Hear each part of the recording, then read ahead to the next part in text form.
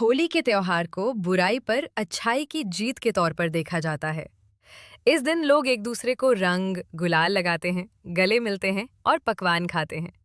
वहीं होली को लेकर भक्त प्रहलाद, होलिका और हिरण्यकश्यपु की कथा प्रचलित है।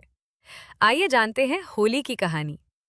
आदिकाल में ऋषि कश्यप और दिति के दो पुत्र और दो पुत्रियां हुईं। हिरण्याक्ष, हिरण्यकश्यपु, सिंहिका और होलिका। भगवान विष्णु के वराह अवतार ने हिरण्याक्ष का वध किया था, क्योंकि उसने धरती को जल में डुबो दिया था। वहीं सिंहिका को हनुमान जी ने लंका जाते हुए मार्ग में मारा था। हिरण्यकश्यपु ने अपनी तपस्या से ब्रह्मा जी को प्रसन्न कर दिया था। ब्रह्मा जी ने हिरण्यकश्यपु से वरदान मांगने को कहा, तो उसने अमर होने का वर मांगा। हालांकि ऐसा वर देना संभव नहीं था, तो ब्रह्मा जी ने उससे कुछ और वर मांगने को कहा।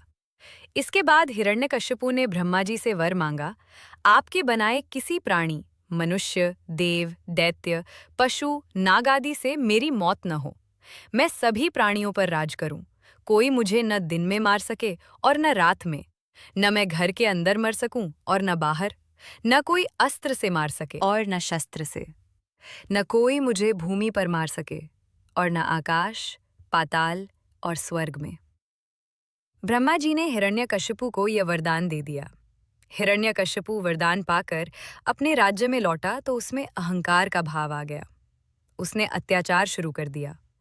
वो ऋषि मुनियों को प्रताड़ित करने लगा, देवताओं को दास बनाने लगा, पूजा पाठ, यज्ञ आदि में विघ्न बाधाएं डालने लगा। वो यही नहीं रुका, उसने देवताओं की पूजा करने के बजाय अपनी पूजा करने का आदेश दे दिया। इसी बीच उसके घर में प्रहलाद का जन्म हुआ। उसे कुछ समय बाद गुरुकुल भेज दिया गया। यहाँ प्रहलाद विष्णु पूजा करने लगा।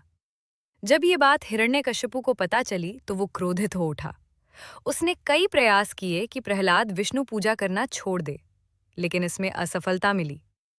इसके बाद प्रहलाद को मारने की कोशिश की गई। उसे विष दिया गया, हाथियों के पैरों से कुचलने का प्रयास किया गया, पर्वत से नीचे फेंका गया।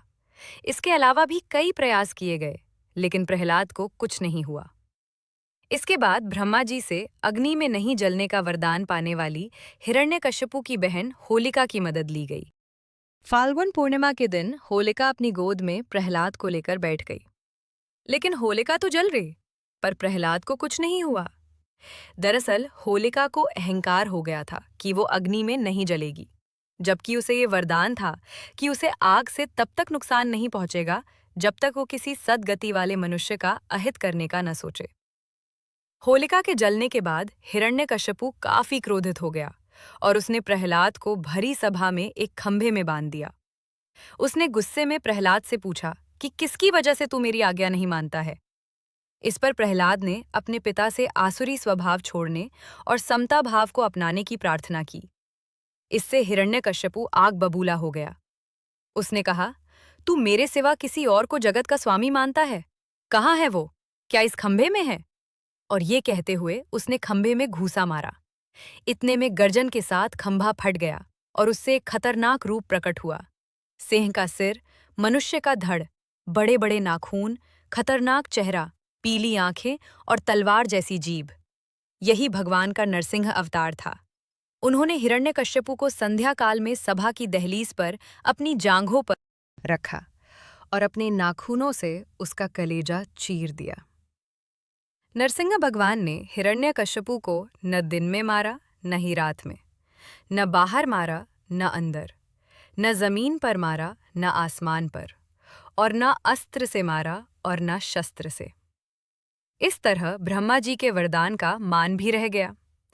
इसके बाद प्रहलाद ने नरसिंह भगवान की प्रार्थना की, तब जाकर उनका क्रोध शांत हुआ।